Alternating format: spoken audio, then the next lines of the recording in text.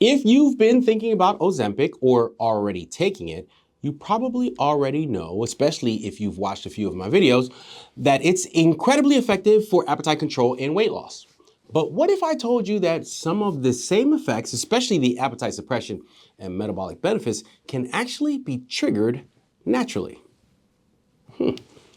In today's video, I'm going to share 5 science-backed ways to get the Ozempic effect naturally, without the side effects, the cost, or the needle.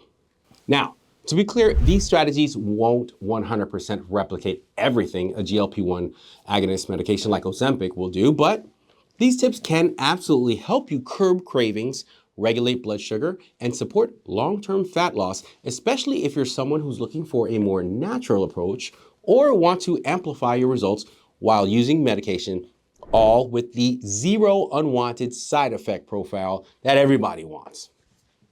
So let's get into it.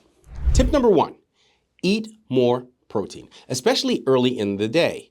If there's one thing I emphasize with every patient, it's protein. Protein is the priority. On average in the US, an adult eats only about 16% of their daily calories in the form of protein. That's way too low. The recommended protein intake should be closer to 25 to 35% for most adults. So eat more protein. Why? Because protein does 2 things Ozempic is famous for. It keeps you full and it stabilizes your blood sugar.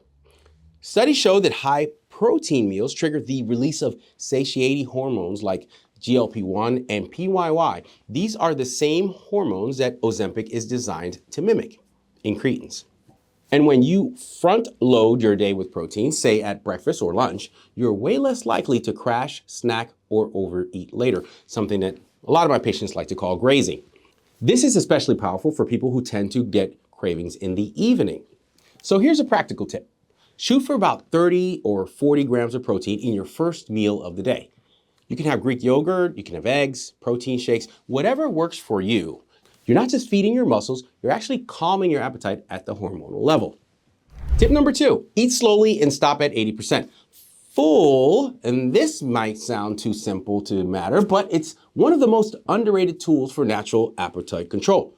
When you eat quickly, your brain does not have time to register that your stomach is full. It takes about 20 minutes for your satiety hormones to kick in after you start eating. So if you're rushing through your meal, you'll likely overshoot. But when you slow down, chew more, breathe, pause between bites, you give your body time to release natural GLP-1 and related satiety signals. This slow, more deliberate way of eating is called mindful eating and is the exact opposite of what most of us do when we eat. We start to talking, watching TV, scrolling on the phone, texting. The list goes on and on. And the last thing you are thinking about while you're doing these things is the food you're actually eating. And many times you will surpass your limit and eat more than you should. Mindful eating is a way to get that same I'm good, I've had enough feeling Ozempic users describe just about every day when they get to the right dose without the actual injection. A helpful guideline I give to my patients is this: stop eating when you're about 80% full. Not stuffed, not starving, just satisfied.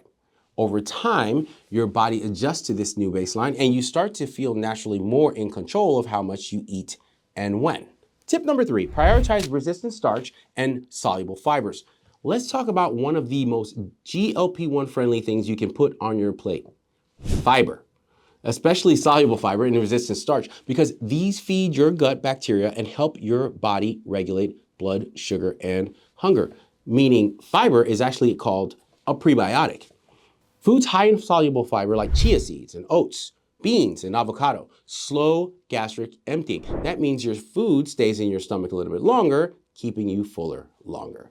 Resistant starch found in things like green bananas, cooked and cooled potatoes, or lentils act almost like a prebiotic. It feeds beneficial gut bacteria that help reduce inflammation and improve insulin sensitivity, and also help with a condition called leaky gut syndrome. And yes, you guessed it, these changes also increase natural GLP-1 levels in the body. You don't need a supplement or a special fiber powder. Just start adding beans to your meals, throw chia seeds in your yogurt, or use oats as a base for breakfast. Small habit shifts here can have a huge payoff. Tip number 4, use intermittent fasting the smart way. Intermittent fasting has become a popular tool for a reason. It works and is something I personally practice 5 days a week. But intermittent fasting is not just for calorie reduction because you can easily eat more than the allotted calories in your eating window if you wanted to. But the benefits really hit home at a metabolic level for insulin sensitivity, hunger control, and yes, increased GLP-1 production. When you take breaks from eating, especially longer overnight fasts, your body becomes more efficient at using stored fat and regulating blood sugar.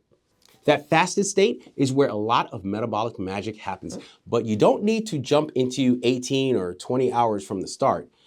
That might be painful if you're used to eating more regularly. For most people, even a 12 to 14 hour fast, say stopping dinner at 7 and eating again around 9 the next morning, can lead to measurable improvements in appetite control and metabolic markers.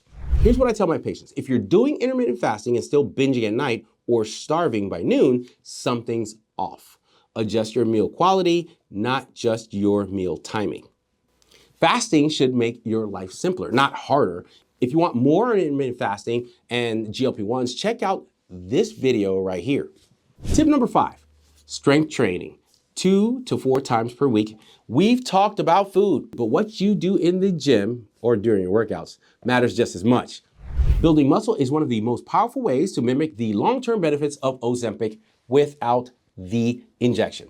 Why? Because muscle improves insulin sensitivity, regulates blood sugar, and your basal metabolic rate increases, boosting your resting metabolism while you lose weight. Plus, when you strength train consistently, you reduce ghrelin, the hormone that makes you feel hungry. I like to call him Mr. Greedy Ghrelin. And increase GLP-1 and PYY levels just like Ozempic does. This doesn't mean you need to be a bodybuilder competing for Mrs. Olympia. Just pick a routine you can stick to, whether that's resistance bands at home, weight machines at the gym, or even body weight exercises in your backyard. The actual key is consistency and working your muscles to near failure, meaning stopping once you feel you could only do 1 or 2 more reps before you can't do any more. 2 to 4 times a week is all it takes to start seeing major changes, not just in how you look, but in how your metabolism functions and how you feel. So, can you get the Ozempic effect naturally? Absolutely. The answer is yes, partially. Now, clearly, these 5 strategies won't replace the medications entirely, but they can help you get many of the same results, especially if you can't get your hands on the medications or you're looking to avoid the side effects or trying to amplify what you're already doing in your lifestyle. So before you go, if you're already taking a GLP-1 agonist medication like Ozempic, Wegovy, or Zepbound, I put together a completely free GLP-1 bootcamp to help you get the most out of your journey. It includes 14 days of tips, a full nutritional guide, and expert strategies I give to my private patients. You can join using the link below. It's totally free. And if you're looking for a legitimate way to start medication, I've also added a link in the description to my prescription program where qualified patients can order Wegovy or Zepbound directly from the manufacturer. Stay healthy, stay informed, and I will see you soon.